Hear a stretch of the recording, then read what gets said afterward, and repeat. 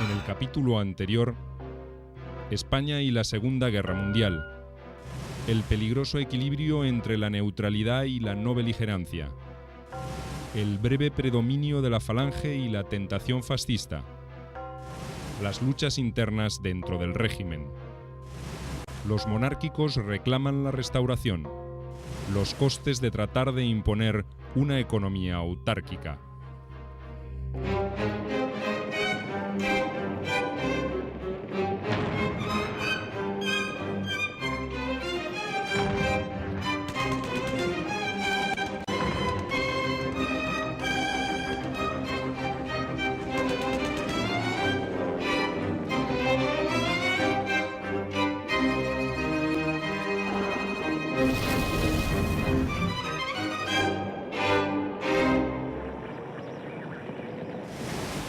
Aislamiento y resistencia.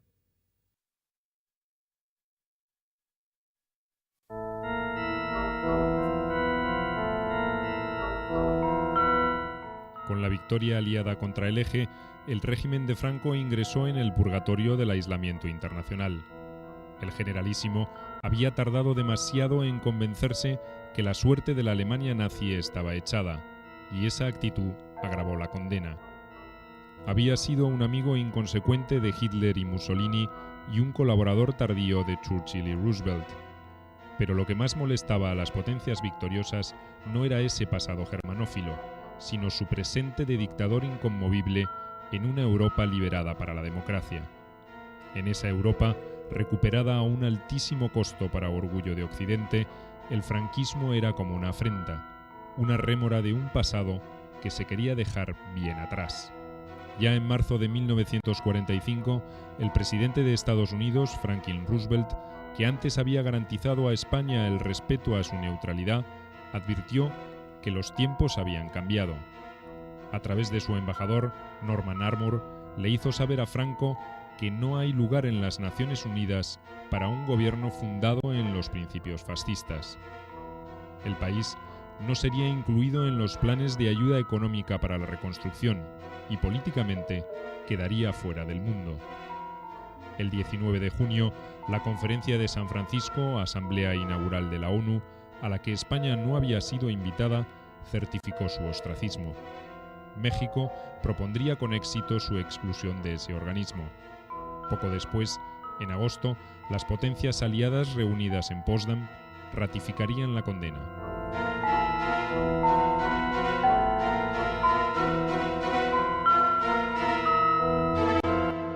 El 12 de abril de 1945 muere Roosevelt, que era uno de los partícipes de la conferencia de Yalta, y su sucesor, Truman, que era más enemigo, despreciaba más a Franco que el propio Roosevelt, pero sus consejeros y también Churchill le explicaron el riesgo que había de que si en España se establecía una monarquía que obligadamente sería una monarquía débil, que la desmontaran los comunistas y que en el sur de Europa se crease un Estado comunista, como ocurrió, vuelvo a repetir, con la monarquía rumana y con la monarquía búlgara.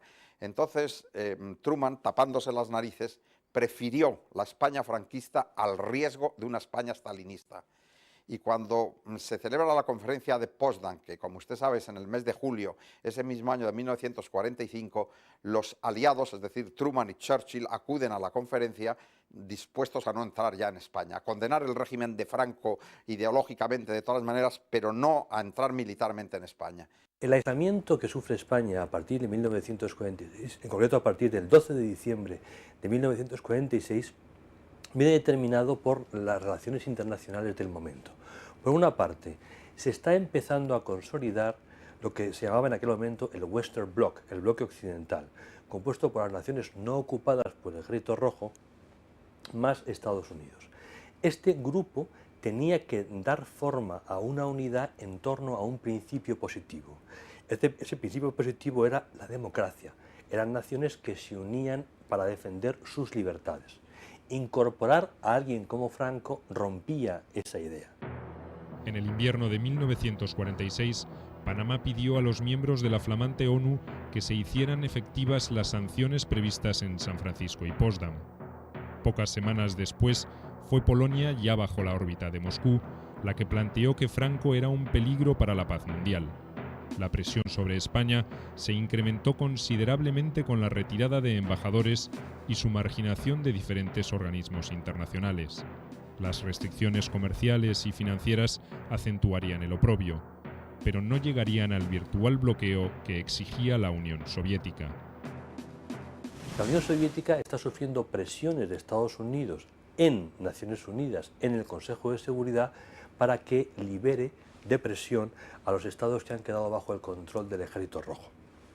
Y Rusia, a través de su embajador Gromyko, utiliza el tema de España como medida de cambio. Ustedes me obligan a mí a liberar Checoslovaquia o Hungría y en cambio ustedes están protegiendo una dictadura fascista como es la de Franco.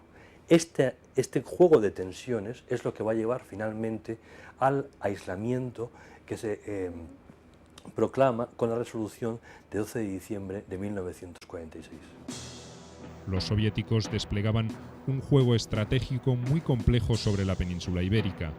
Apostaban a aislar al franquismo desde afuera mientras financiaban y equipaban movimientos guerrilleros que operaban en su interior. El Kremlin pretendía mantener un foco de inestabilidad en el sur de Europa y eventualmente reeditar la variante republicana en España. Pero por otro lado, enfrentados a la opción, preferían un Franco debilitado a una monarquía resucitada. Los aliados occidentales, en cambio, consideraban aceptable un recambio monárquico hasta que descubrieron que esa alternativa era muy difícil de implantar sin provocar un nuevo conflicto. Además, la incapacidad de los monárquicos para generar las condiciones apropiadas para un cambio político no hizo otra cosa que enfriar el entusiasmo occidental por esa opción. Franco, por su parte, tenía claro que su única posibilidad era la de resistir. A su hermano Nicolás le diría: «Yo no terminaré como Mussolini porque resistiré hasta derramar mi última gota de sangre. Yo no me fugaré como hizo Alfonso XIII». Con los generales y el monárquico Pedro Sainz Rodríguez apelaría al supuesto error del anterior dictador, Miguel Primo de Rivera, de abandonar el gobierno por las presiones. Sobre el particular, Franco dijo: «Don Miguel cometió el error de decir cuando subió al poder que solo iba a estar una temporada hasta arreglar las cosas. Eso es una equivocación. Si se toma el mando hay que recibirlo como si fuese para toda la vida». La advertencia tenía destinatarios internos y externos. Franco no pensaba abandonar el poder tan duramente obtenido sin luchar. Con las potencias occidentales renuentes a provocar un conflicto, la oposición española por sí sola no tenía ninguna posibilidad de conmoverlo. Yo creo que el general Franco aprovechó el horror de la guerra civil, la sangre derramada en los 3 años de la guerra civil, para presentarse ante el país, ante la población y también ante el exterior como el garante de la paz, cualquiera que fuera el coste de esa paz, que siempre parecía preferible a la repetición de los horrores de la guerra. De esta manera, el caudillo de la victoria de 1939, cuando llega el año 45, empieza a dejar paso al caudillo de la paz. Franco es la alternativa al caos. Franco es la alternativa a la repetición de 1936. Y eso fue un factor de propaganda interna, de legitimación interna muy considerable, porque una gran parte del país estaba dispuesta a aceptar cualquier cosa, incluyendo el general Franco como mal menor, antes que arriesgarse a una segunda vuelta de 1936, antes de que arriesgarse a una nueva fase de la guerra civil. El aislamiento internacional le sirvió a Franco para activar los reflejos de una resistencia numantina contra esa agresión de liberales, masones y comunistas, como se encargaría de denunciar la prensa del régimen. Luis Carrero Blanco apuntó mejor y descalificó esa pretensión de intervencionismo de las potencias occidentales que, según él, pretendían cocer gobiernos españoles en Londres. La alusión de quien ya era uno de los principales consejeros de Franco se refería a las reuniones entre monárquicos y republicanos en la capital inglesa.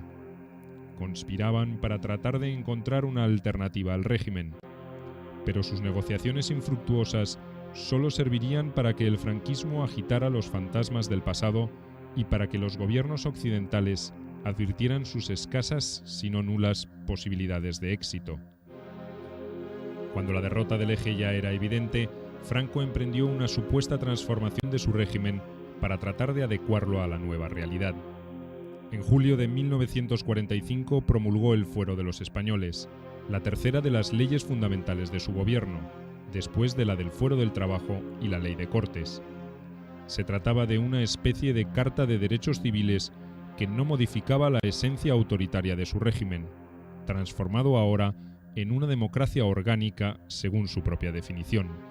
Casi en paralelo, abrió las puertas a la participación de la dirigencia católica tradicional, una jugada destinada a obtener el apoyo más explícito del Vaticano y de las corrientes políticas europeas afines. En Europa, la democracia cristiana comenzaba a adquirir una importancia considerable y a liderar gobiernos en varios países. En España, los representantes de una tendencia similar se habían agrupado en torno a la Confederación Española de Derechas Autónomas, CEDA, la principal oposición a los partidos de la izquierda durante la República. Franco casi había ignorado a sus representantes durante la Guerra Civil y en los primeros años de su gobierno. Ahora convocaría a Alberto Martín Artajo, el líder de la Acción Católica, para el estratégico Ministerio de Relaciones Exteriores, y al exdiputado de la CEDA, el general Fernández Adreda, para Obras Públicas. El jefe histórico de ese partido, José María Gil Robles, enfrentado definitivamente con Franco y aliado de Don Juan, se negaría a participar y permanecería en el exilio.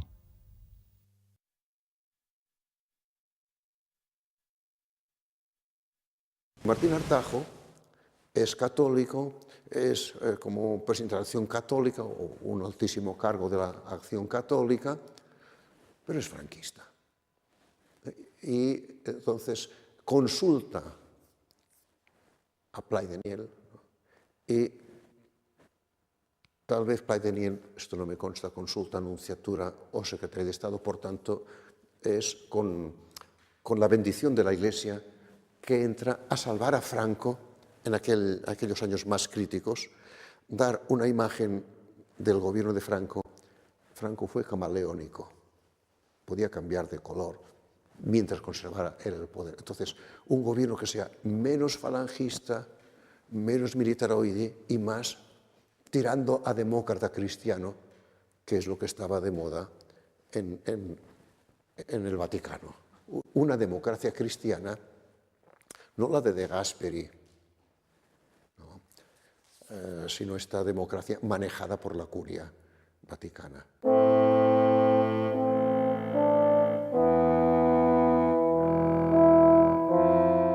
Las reformas inducidas para neutralizar las presiones internacionales redujeron la influencia falangista, aunque esa familia seguiría reteniendo algunas carteras claves. Girón continuó en Trabajo y Raimundo Fernández Cuesta en Justicia. Otros gestos cosméticos apuntaban a cambiar algunas escenografías para atenuar la imagen autoritaria del régimen y hacerlo más potable a la opinión pública externa. En septiembre se derogó el uso obligatorio del saludo fascista y en octubre se aprobó la ley de referéndum para abrir una vía de consulta directa a los ciudadanos sobre temas de trascendencia nacional. España ingresaría de esta manera en lo que se llamó entonces la democracia orgánica, que no era algo muy distinto del corporativismo católico de los años 30. La posibilidad de que la bandera de la restauración monárquica cobrara nuevamente fuerza y que la presión internacional creara condiciones favorables para esa pretensión fueron las causas eficientes que obligaron a esos retoques. La consigna del gobierno franquista para atravesar ese difícil momento, según la original interpretación de Carrero Blanco, era la de orden, unidad y aguantar.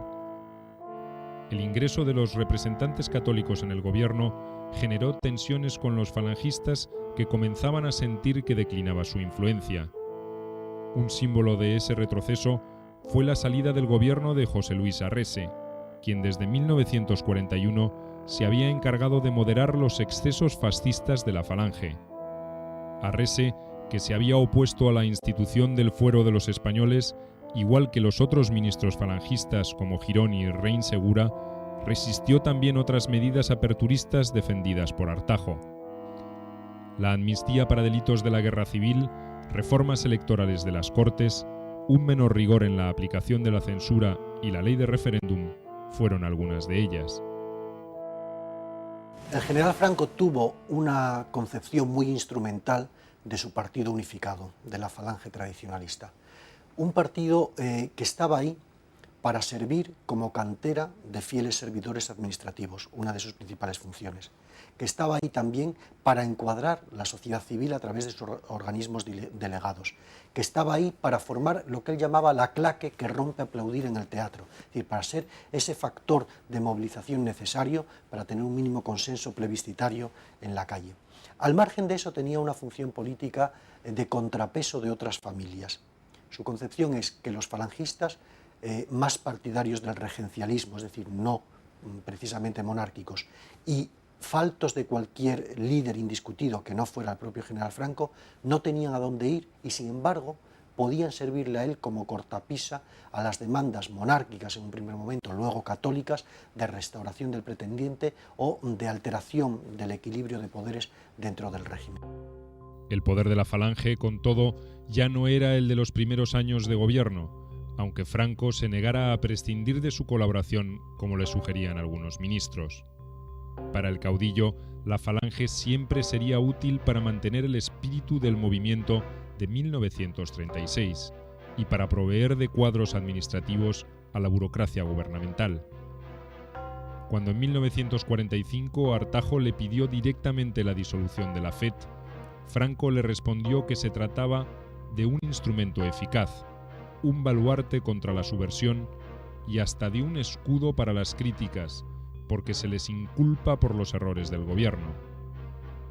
También la utilizó para equilibrar las cargas en el gabinete y evitar el predominio de una familia sobre las otras, según su estrategia habitual. Pero el mejor momento de las camisas azules ya habrá pasado. El régimen se consolidó sobre otras bases. Franco tenía una habilidad extraordinaria, que justamente él jugaba con las distintas familias, se enfrentaba unos con otros. Su idea es que si daba preeminencia a uno, estaba perdido, se lo comían, digamos, y él siempre administró una pequeña rivalidad entre ellos, ¿no? Y siempre tenía un falangista, un tecnócrata, un católico, un requeté, un militar, siempre los tenía, digamos, un poco ahí enfrentados y él decidiendo por encima, claro está. El traslado de Don Juan desde Suiza a Estoril, un elegante suburbio de Lisboa, en febrero de 1946, causó conmoción entre los partidarios de la monarquía. Franco no se opuso a esa residencia, quizá previendo que podría facilitar un acercamiento que utilizaría en su propio beneficio. Pero Don Juan trató de mantener las distancias y no ahorró críticas contra el caudillo. Incluso rechazó con desdén un lujoso automóvil Packard que el gobierno español le ofreció para sus traslados. En octubre de 1945 también había descartado la posibilidad de instalarse en Madrid. «Soy el rey y he de entrar en España solo por la puerta grande», había respondido Don Juan en esa ocasión. Pero tras la llegada a Portugal se desataron los rumores sobre un inminente acuerdo. Esto provocó que 458 figuras destacadas del régimen, entre ellos varios exministros, firmaran una carta de apoyo al pretendiente. Solo lograron enfurecer a Franco, que congeló sus contactos con Don Juan y confinó por un tiempo al general Alfredo Quindelán en las Canarias, acusado de haber organizado ese manifiesto. Por primera vez, perdió públicamente su famosa sangre fría. Acusó a los implicados de gentuza de la que había que defenderse y a la que habría que hincar los dientes hasta el alma. No adoptó ninguna sanción adicional, pero su resentimiento contra la aristocracia española perduraría hasta convertirse en un sentimiento mutuo.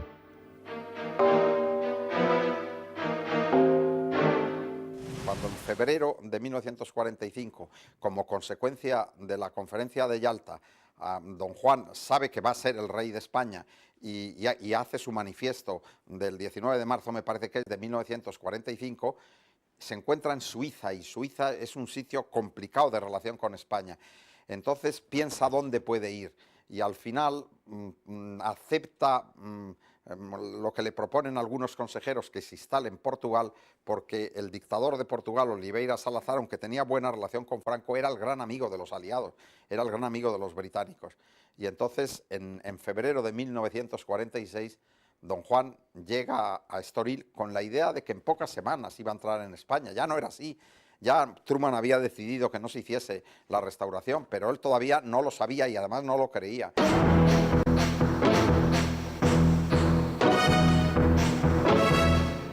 Aunque el generalísimo siempre había admitido su preferencia por una sucesión monárquica para el régimen, nunca había garantizado el respeto por la línea dinástica.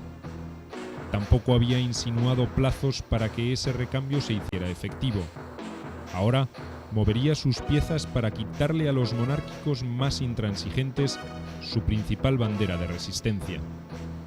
Mientras Gil Robles, el principal asesor político de don Juan, intentaba arribar a acuerdos con grupos republicanos en el exilio, Franco lanzó la Ley de Sucesión en marzo de 1947. Prieto y algunos representantes de don Juan llegaron a suscribir un pacto en 1948, que se llama el Pacto de San Juan de Luz, por el sitio donde se hizo, en el cual se llegaba al acuerdo político de que los socialistas apoyarían a don Juan si don Juan representaba realmente un régimen democrático.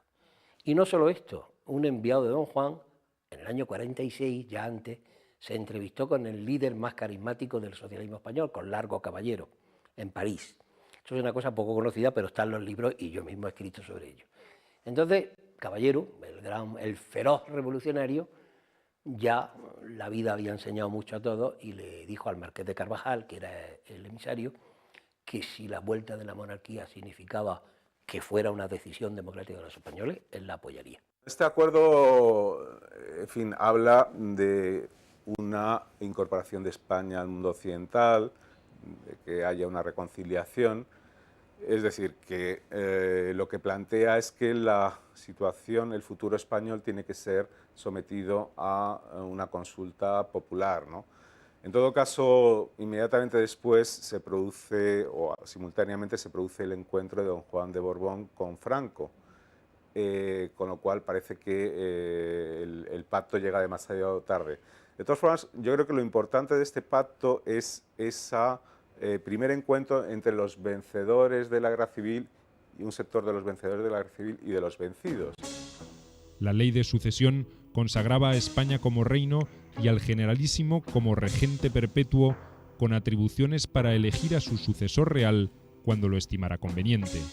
El futuro monarca tendría que ser español, varón, mayor de 30 años, católico y debía jurar la defensa de las leyes fundamentales del régimen y del movimiento. La ley creaba el Consejo de Regencia y el Consejo del Reino, dos instituciones destinadas a garantizar la transición y la continuidad en el caso que Franco muriera sin haber designado a su reemplazante. Ese cuerpo legal fue rubricado por las Cortes el 7 de junio y ratificado con un referéndum donde una abrumadora mayoría de españoles votó en forma afirmativa. El 93% de casi el 90% de los habitantes que participaron del acto electoral. Don Juan ya no era el candidato excluyente para ocupar el trono, y Franco había encontrado la forma de legitimar su poder en forma definitiva. El resultado de esta maniobra acentuó la división entre los monárquicos colaboracionistas y los juanistas, desencantados y con pocas esperanzas de revertir el proceso, como lo reconocería el general Quindelán en una carta enviada al pretendiente. Franco se encuentra en estos días, según me dicen, en plena euforia. Es hombre que tiene la envidiable condición de dar crédito a cuanto le agrada y olvidar o negar lo desagradable. Está, además, ensoberbecido e intoxicado por la adulación y emborrachado por el mal de altura. Es un enfermo de poder y decidido a conservar este mientras pueda. En resumen, no creo que Franco, en su actual estado ególatra, piense dar paso a la monarquía cuando acaba de ver a sus pies rendidos a 12 millones de esclavos sumisos. Y naturalmente don Juan rechazó la Ley de Sucesión, de un manifiesto terrible contra la Ley de Sucesión, tan duro o más que el manifiesto del 45.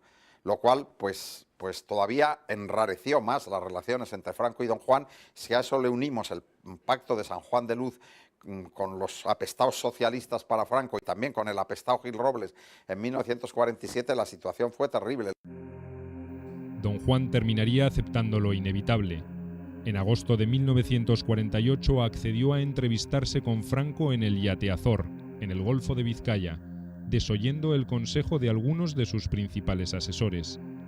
Durante 3 largas horas, trató de arrancar de Franco un compromiso que justificara su audaz maniobra, pero como otros dirigentes de su tiempo, subestimaba la astucia y el talento político del caudillo. Frente a un don Juan altivo, Franco se mostró humilde al recordar a Alfonso XIII, pero firme ante un pretendiente acorralado. Jugó con él como el gato con el ratón y hasta se permitió exhibir una hospitalidad poco acorde al rango de su invitado. El pretendiente relataría después que la comida era malísima y como él no bebe, ni siquiera se cuidó que nos sirvieran vinos de crianza. El comentario reflejaba la impotencia de don Juan. El único resultado concreto de la reunión fue la aceptación a que su hijo Juan Carlos de Borbón y Borbón fuera educado en España, bajo la tutela y supervisión del caudillo. El príncipe, que tenía 10 años de edad, llegó a España el 7 de noviembre de 1948. Esa maniobra derribó la última esperanza de los republicanos de lograr la sustitución de Franco. Habían quedado definitivamente aislados de cualquier juego de poder. El caudillo, consciente de su éxito, no cumplió con el compromiso de eliminar la propaganda antimonárquica que desplegaba la prensa del movimiento, y se negó a otorgar el título de príncipe de Asturias al pequeño heredero. También hizo trascender que se reservaba otra baza por si don Juan cambiaba de opinión. Mantenía contactos con don Jaime, el hermano sordomudo de don Juan. Por esa discapacidad, don Jaime había renunciado a sus derechos sucesorios, pero tenía 2 hijos varones, Alfonso y Gonzalo, que podían aspirar al trono. Franco agitaría esa amenaza casi hasta su muerte. El aislamiento internacional acentuó en el régimen el espíritu de cruzada, de restauración de valores míticos de la era dorada del imperio, que España había perdido en una larga y dolorosa decadencia. Para los vencedores de la guerra civil se trataba de escribir de nuevo la historia rescatando esos principios que para ellos encarnaban la nacionalidad. Una consigna de la época, por el imperio hacia Dios, ilustraba esa vinculación entre un nacionalismo extremo y un catolicismo militante. Hay 3 épocas muy separadas entre sí, pero que reflejan bastante una mentalidad. Constantino, que impone el cristianismo después de una de las persecuciones peores de la historia, la de Diocleciano. Napoleón, que impone de alguna manera a su ejército republicano anticlerical el catolicismo después de una persecución terrible como la República Francesa, la Revolución Francesa. Y Franco después de la Guerra Civil. No se puede olvidar, esto sigue a esto. La experiencia de Franco, la experiencia de Napoleón, la experiencia de Constantino, un hombre fuerte, un hombre providencial, y la palabra providencial aparece en los 3 contextos, un hombre que vuelve a poner a Dios en su sitio, a la Iglesia en su sitio, viene después de una persecución terrible. Entonces, la Iglesia ha tenido siempre, pues prácticamente hasta el Vaticano II, la idea de que el confesionalismo es bueno. La falta de ideología del franquismo, porque no se sabe cuál tiene, hace que ese hueco sea llenado por la única ideología coherente que había entonces en la derecha, que era el catolicismo. Primero, muy tradicional, que es el que legitima la guerra civil como una cruzada. Esa es la definición oficial. La guerra civil fue una cruzada. Extraño nombre, porque en este caso los moros estaban del lado de Franco. Las cruzadas se hicieron contra los moros. Esto que ahora parece una broma y lo podemos hacer en una conversación, me valió 6 meses de cárcel en el año 70, porque yo en un artículo dije, la guerra civil fue una guerra civil, nada de cruzada. Pero yo creo que el término nacionalcatolicismo refleja una realidad, refleja el hecho de que en el régimen del general Franco el catolicismo integrista, la fe católica en su versión integrista, fue la ideología omnipresente y dominante por encima de muchas otras, incluyendo el fascismo español, a lo largo de toda su duración. Hubo un régimen denominado y reconocido por las autoridades eclesiásticas como católico, un Estado católico, con un gobernante a su frente que fue un católico absolutamente reconocido por el Vaticano, incluso honrado por él con distintas medallas. Por lo tanto, yo creo que se puede decir que existió nacionalcatolicismo, que existió esa simbiosis entre profesión de fe católica y defensa de una España identificada con el régimen. Un clericalismo casi medieval inundó las costumbres y la exaltación de lo español alcanzó extremos absolutos y a menudo insólitos. Un decreto que en 1939 creó el nuevo Consejo Superior de Investigaciones Científicas definía su objetivo como el necesario restablecimiento de la unidad cristiana básica de las ciencias, destruido en el siglo XVIII. La educación primaria y hasta la universitaria estaba enmarcada en esa interpretación dogmática que hizo de España el país más católico y a su vez el más remilgado de Europa, donde los extremos eran demasiado frecuentes. La doble moral ya existía, bueno, es una cosa consustancial con el cristianismo, como sabemos, pero bueno, ya existía antes de la guerra, pero después de la guerra se exacerba la doble moral hasta extremos absolutamente ridículos, ¿no? Por ejemplo, las mujeres, cuando van a la modista, se hacen unas mangas postizas en cualquier vestido, y entonces cuando tienen que ir a la iglesia se ponen esas mangas hasta aquí abajo, hasta la muñeca, y cuando están fuera de la iglesia lucen un poquito más de manga, hasta medio brazo. Pero si van a una zona playera donde no los conozca nadie, y en las playas siempre, en el litoral siempre ha habido más, digamos, más permisividad sexual que en el interior, ahí están las dos Españas siempre enfrentándose, pues entonces incluso se quitan la parte de arriba de la manga para lucir los hombros, ¿no? Es decir, este tipo de cominerías de doble moral se da en muchos estadios de la vida pública española durante esos años. Otra consecuencia directa del aislamiento internacional y de la política económica de autarquía fueron las privaciones que sufrió la población española en la primera década del franquismo. El racionamiento de alimentos se había adoptado después de la Guerra Civil como una medida transitoria, pero se extendió hasta los años 50. El consumo de pan no pasaba de 250 gramos por adulto varón, y el de carne apenas llegaría a los 125 gramos. Pero esa dieta se reduciría en un 20% cuando se trataba de ancianos y mujeres. La necesidad de recurrir a otros alimentos o sucedáneos para aliviar el hambre provocaría en 1941 unas 50.000 muertes por afecciones gastrointestinales.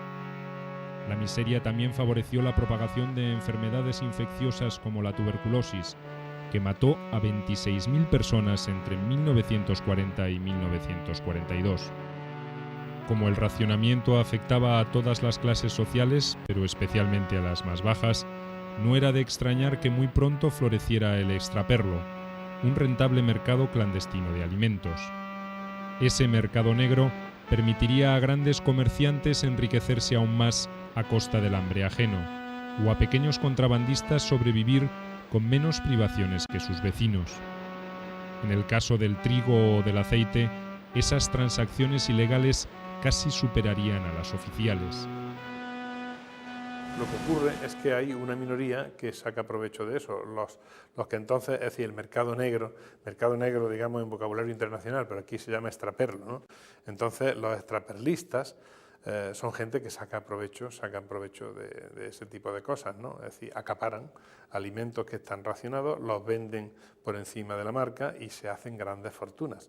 Los extraperlistas son personas. Entonces el coche americano grandón de los años 50, aquí en España se llama Aiga, porque el que lo compra, se supone que el que lo compra es un extraperlista prácticamente analfabeto que habla mal y dice el coche más grande, para decir el coche más grande que haya, dice el coche más grande que haiga.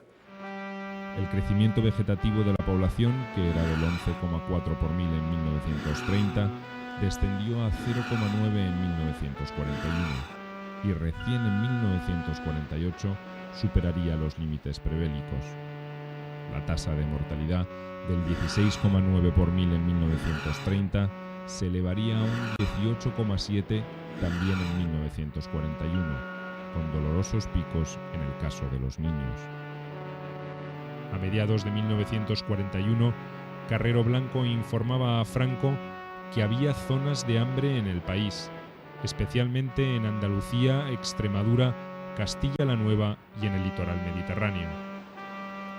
Hoy, el alimento de la gran masa obrera tiene que limitarse a una taza de malta sin azúcar como desayuno, un plato de habas cocidas al mediodía y una cosa parecida por la noche, según el descarnado informe del subsecretario de la Presidencia. Ahí vienen unos años, son años terribles, años en que vuelven a ver una cosa, hay una palabra en castellano terrible que es redrojo, el niño que crece falto de leche y falto de vitaminas y por lo tanto no se desarrolla, ¿no? Bueno, pues en esos años, cuando vemos las fotografías que son patéticas, vemos que hay niños redrojos, vemos que hay hambre física muchísima, sobre todo en los años del hambre, en el año 45, que fue una cosecha ciega, ¿no? A esa condición miserable de sectores campesino y obrero especialmente, aunque también lo sintió la empobrecida clase media, había que agregar condiciones laborales de dureza inusual en el contexto europeo. La Ley de Reglamentaciones del Trabajo de 1942 determinó que el Ministerio del Ramo era quien dictaba el encuadre legal de esa actividad. Cualquier reclamación debía ser individual y toda acción colectiva, incluida la huelga, podía quedar incursa en el delito de sedición. Estas reglamentaciones de trabajo determinan las condiciones de trabajo en general, determinan la clasificación de los puestos de trabajo, determinan la valoración de puestos, regulan los horarios, regulan las horas extraordinarias, regulan los periodos de descanso, las fórmulas de ascenso, es decir, regulan prácticamente todo. Además de las reglamentaciones de trabajo, existe una última, digamos, una última fórmula que cierra el ciclo, que es los decretos salariales que hasta 1956 los dicta el gobierno. Los salarios sufrirían un descenso notable y quedarían muy por debajo de los índices de precios tanto de los oficiales como de los del mercado negro. Un informe elevado a Franco en septiembre de 1940 señalaba que el incremento de los precios al por menor en relación con la fecha anterior al movimiento sería de un 90%, en tanto que los salarios, salvo casos excepcionales, no han aumentado más de un 35 o un 40 y en ocasiones menos aún. El estudio, realizado por el economista falangista Higinio París Eguilaz, destacaba que el 80% de la población había sido afectada por la crisis. La depresión económica de los años 40 produjo también un freno o un retroceso parcial en la modernización de la sociedad española. La población agraria aumentó pese a que paralelamente descendió la producción de ese sector, ya que se incrementó la emigración hacia las ciudades. Los campesinos que buscaban una vida mejor en las ciudades no hicieron otra cosa que agravar el chabolismo, porque la actividad industrial y de servicios tampoco era floreciente. La proclamada política agraria de la Falange, con sus planes de colonización y concentración parcelaria, nunca daría los resultados esperados, y de alguna forma agravarían la situación. En 1941, la exigua cosecha de trigo fue atribuida por las autoridades a una pertinaz sequía, que ocultaba piadosamente otros defectos no atribuibles a la naturaleza. Pero Franco era un hombre con suerte. La Argentina fue uno de los pocos países que no adhirió a la decisión de la ONU de romper relaciones con España. Y en 1946, Juan Domingo Perón ganó las elecciones. Perón, enfrentado a la política continental de Estados Unidos y admirador del caudillo, ofreció incrementar las exportaciones de carne y cereales a la península. En octubre de 1946 se firmó un acuerdo por el que la Argentina se comprometía a vender a crédito 400.000 toneladas de trigo, 20.000 toneladas de carne congelada y otros productos como maíz, huevos y aceite. eran alimentos vitales para una población hambrienta y su importancia puede medirse fácilmente. En 1948, las importaciones desde el país latinoamericano representaron el 25% de todo el comercio español con el mundo.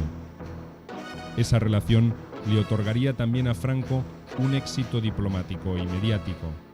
En junio de 1947 llegó a esa España aislada y sufriente la primera dama argentina, la mítica Eva Perón. Evita tenía 28 años y su belleza y carisma cautivaron a los españoles. Envuelta en pieles, a pesar del calor del verano madrileño, fue una aparición radiante en un país agobiado por la miseria.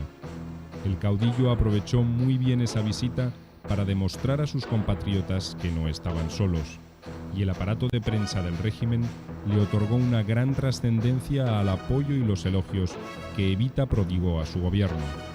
La ayuda argentina fue como un balón de oxígeno para el régimen cuando el aislamiento internacional hacía presumir para los sufridos españoles una tragedia aún mayor que la que habían atravesado.